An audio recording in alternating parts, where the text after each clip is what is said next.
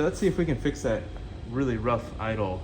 And it seems to constantly die too if you're just idling, but when you're giving it any throttles, it's just fine. So let's see if we can get to it. And from my research, it seems like it's this little idle air control valve, and I think it's somewhere in here.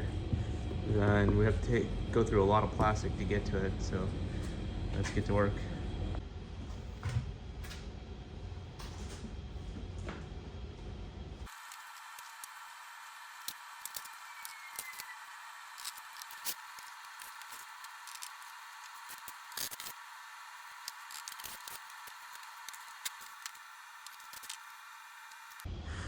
All right, I'm gonna stop doing what I'm doing. I think I just found a better way.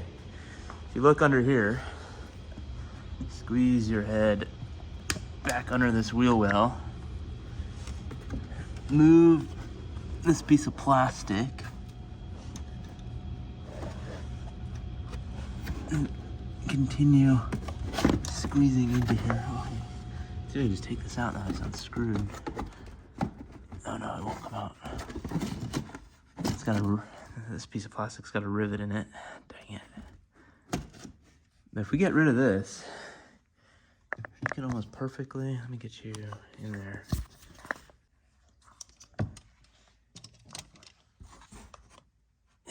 There it is. That right there is the idle air control valve. So I think I can just squeeze in through here, get those two screws out, get that plug off, just do it through here without taking all this plastic off. Because I don't know if you can tell, but I still got, I need to take this ignition off. I need to take the knob for the shifter off. There's still a lot to do, and it doesn't seem as straightforward as you'd think. But yeah, I think it just sits right above the E here on the other side of that piece of plastic. So let's see if we can do it through that wheel well and save a bunch of headache trying to put this puzzle back together. All right, let's give it a go.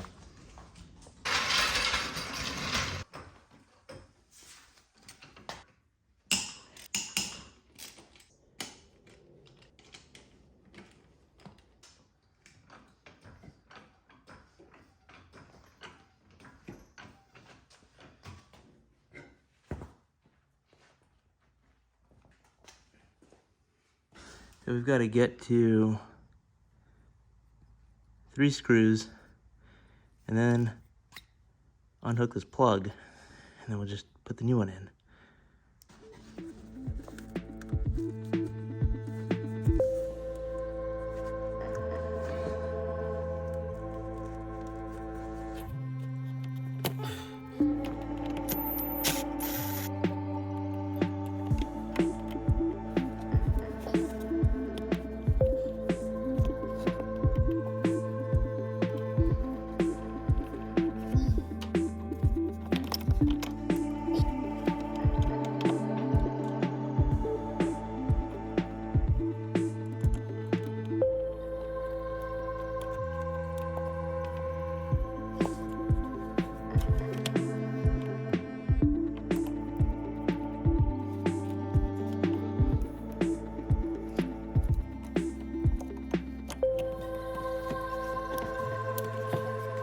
In there, tighten the screws.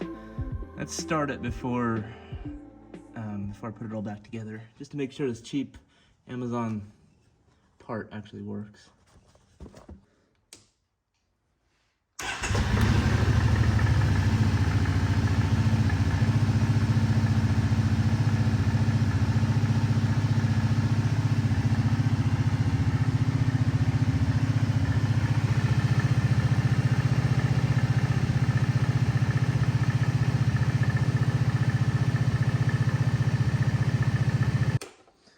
All right, definitely better. There's still some weirdness to it. I wonder if I just need to break it in or something. I don't know.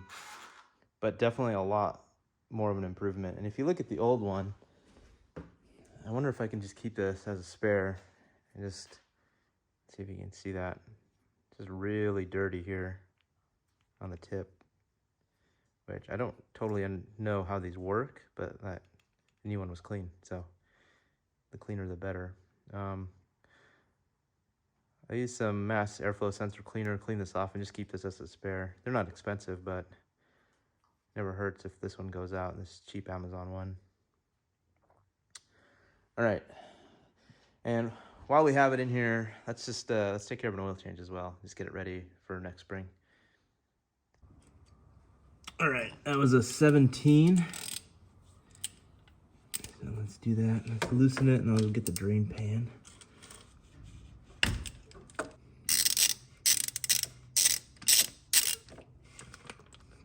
Excellent. Rust proofing all my tools.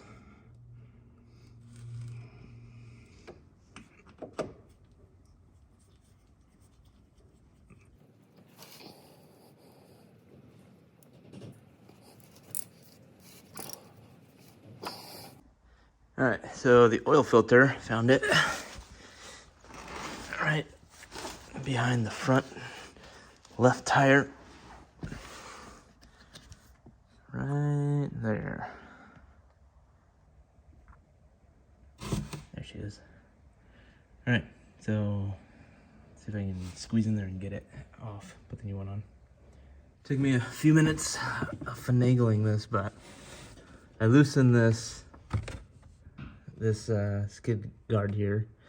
That enabled me to get the wrench, the oil filter wrench, onto the oil filter, and then I was able to turn it just a little bit. Now it's super loose, and so I'm gonna tighten here. So I should be able to just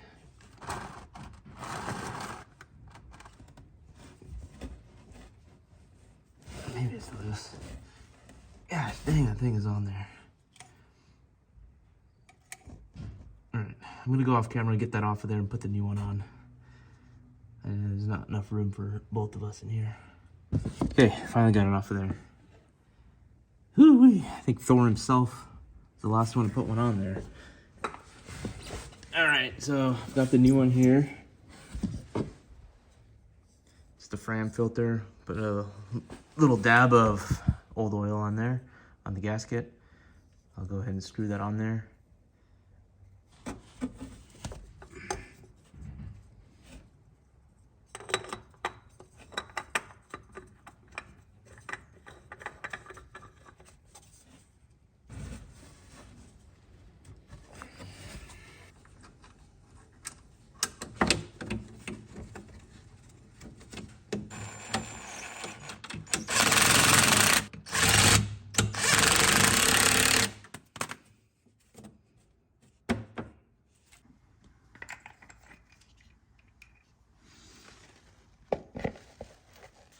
Using the authentic Kawasaki oil, has a new look to it. I think this takes a little over 2 quarts.